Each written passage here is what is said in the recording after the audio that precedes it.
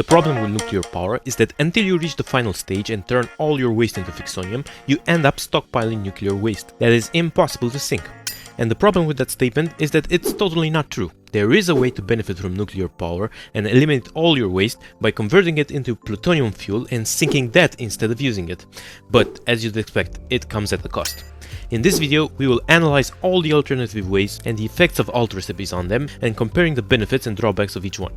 Let's start with a short recap of the standard build. We'll call this plant, which consists of 5 uranium fuel manufacturers, 2 plutonium ones and 1 FICSONIUM encoder, the FICSONIUM Setup, because we go all the way to FICSONIUM. And I have covered this in a previous video, make sure to check it out if you haven't already for a detailed explanation of how it works.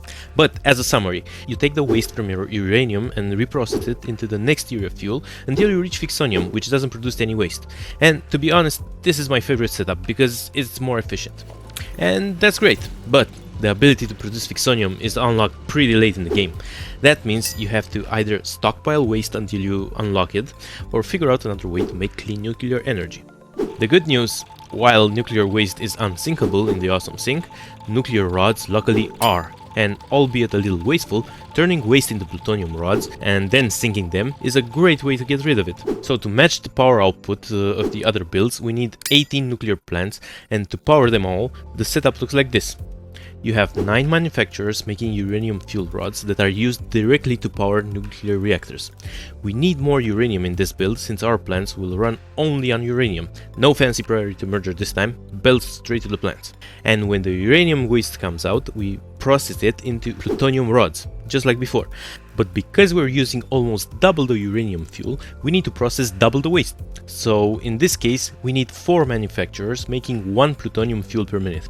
And normally, we'd just immediately sink that and get rid of the waste, and you'll have yourself a nice clean power plant without having to unlock that pesky FICSONIUM. But watch this, as it turns out, plutonium fuel rods are just perfect for another task, powering drones.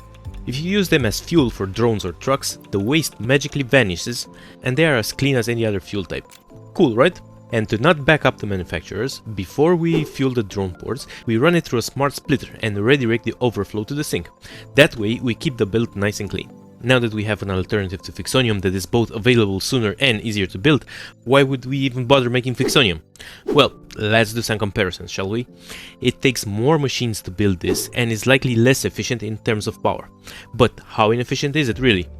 I have connected both networks separately so we can compare the power requirements versus power generated. They both generate almost 44,000 megawatts of power, and they are similar in max power consumption, 4300 versus 4500 megawatts, but looking at the mean power draw, the difference is more around 2000 megawatts. The new build actively consuming more. Yes, it's slightly less efficient, but honestly, just a drop of water in an ocean, it doesn't make a difference. But that's only half the story. The simpler setup takes in 360 uranium ore per minute compared to 200 for the other one. And if you compare all the other inputs, the ratio is the same.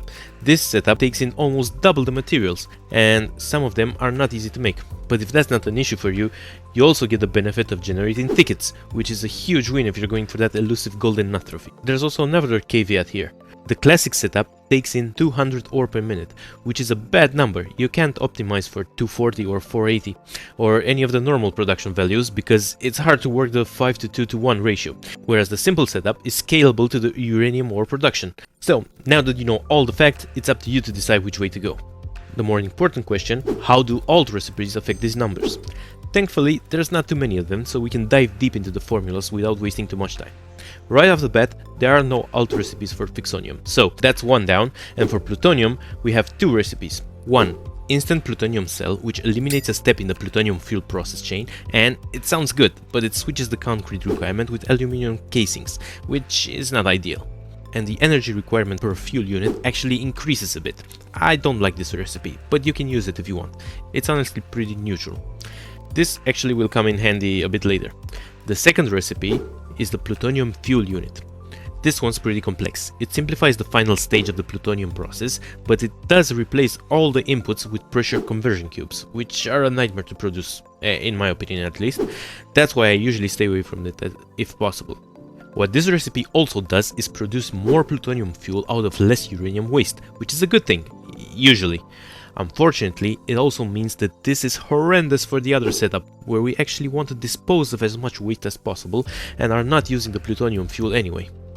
Now the good part. In the uranium process, we have two alt recipes. One, infused uranium cell. This recipe complicates the uranium cell production a bit, requiring silica and adding quick wire to the mix. But at least it's more efficient and takes in directly sulfur, eliminating the need for the sulfuric acid and acid feedback loop.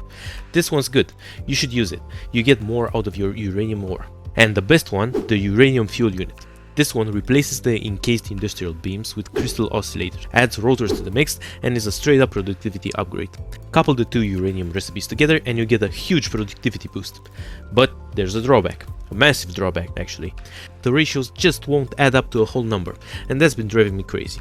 Remember when I said the plutonium recipes will come in handy? Well, the only way I found to make the ratios somewhat reasonable is to use all 4 of these recipes and increase the number of nuclear plants to 27. That'll give us a nice clean production ratio of 4:2:2, and we use all the intermediary machines pretty much 100%. Here's how it works. We have the same ratios of 1:1 between encased uranium cells and uranium rods, but the difference is we get 2.4 uranium rods per minute while still only consuming 100 uranium ore. So we can power 12 plants with the same amount of ore. Well, technically you only need 94% of the uranium rod production per manufacturer, but it was as close as I can get to perfection. We need exactly 3 blenders to process the waste from these 12 plants and turn it directly into uranium cells, skipping the intermediary pellet by means of the infused uranium cell recipe, and we need exactly 2 particle accelerators to process all that output. Those accelerators generate uranium cells just enough to feed 2 assemblers configured with the uranium fuel unit recipe, generating exactly 1 plutonium rod per minute, increasing the number of plants from 12 to 22. Now, to process the plutonium waste from that extra 10 plants, we need to double the FICSONIUM production to 2 encoders, which is actually great, because our setup was underclocked anyway, so to double our production we just need to add a single extra quantum encoder. And that's how you use alternate recipes. Now, you decide if it's worth changing all your setup for the extra efficiency. But what if we don't want to go all the way to FICSONIUM? Do alt recipes help? Yes, definitely. But like I said before, we need to exclude the 2 plutonium recipes since they will actually hurt the process by processing less uranium waste. So in this case, we just massively boost our uranium rod production with only the 2 uranium alt recipes, and just by doing that we manage to power the same number of nuclear plants but go down to 6 manufacturers for uranium fuel. And the bonus part, the uranium ore consumption goes down even more, from 360 to 150 per minute. That's less than half. Suddenly wasting a little uranium doesn't seem that bad now that we managed to avoid FICSONIUM altogether. So, in conclusion, the first decision branch that we have to make is the choice between sinking plutonium fuel and eventually building for FICSONIUM. I guess you could start with the plutonium sink option and switch to the other option when you unlock the final stages of energy production. When it comes to alt recipes, the 2 uranium ore ones are straight up productivity upgrades, while the plutonium recipes are only viable for the FICSONIUM build, and even in that, they are mostly useful to have a good ratio between machines. That's my take on it at least. What's yours? Thanks for watching and come back for more Satisfactory tips.